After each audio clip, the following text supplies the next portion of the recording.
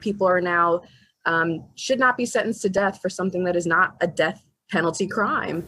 Growing concern tonight over inmate conditions inside the Greene County Jail. Good evening. Once again to you. I'm David Oliver. And I'm Heather Lewis. A virtual press conference was held on that topic today, led by Representative and House Minority Leader Crystal Quaid. Color 10's Bailey Stroll listened in and got answers from Greene County Sheriff Jim Arnott. Bailey?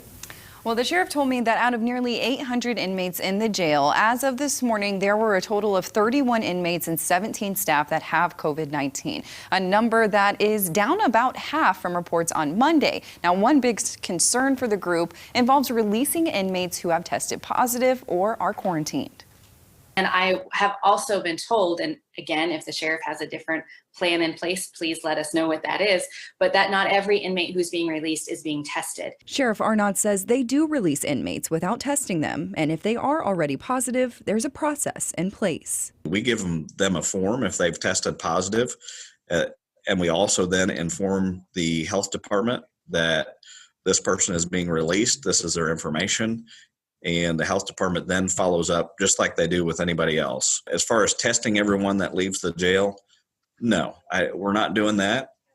If they are symptomatic or something like that, absolutely, we will test them. The group says it would like to see inmates who are high risk and nonviolent released, citing evidence of that happening in the Greene County Jail back in April. We know that they can discern between who needs to be in the prisons and who does not need to be in the prisons. They did so. They reversed course as the pandemic has continued, and that is another point that we find unacceptable. But the sheriff says it's up to each judge to set a bond. The sheriff has zero authority over that. The courts and the prosecutor are the ones that set that by setting a bond and conditions. If they feel strongly about the person doesn't need to be there, then they need to do a fundraiser and post their bond. If that's what he wants us to do, then perhaps maybe we could go to the judge and petition the court for some of these people to be released. I want to see him participating in this conversation, not through a second party offering alternatives that don't fix our problem, but create more labor for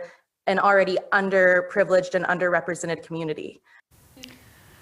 Those involved in the press conference also mentioned that they would like to see less violent offenders be issued citations instead of being arrested and then taken to the jail to reduce the population. Sheriff Arnott mentioned to me that he has not been contacted about these concerns by any of those that were involved in the press conference today. Bailey Stroll tonight. Thanks. Now a developing story here.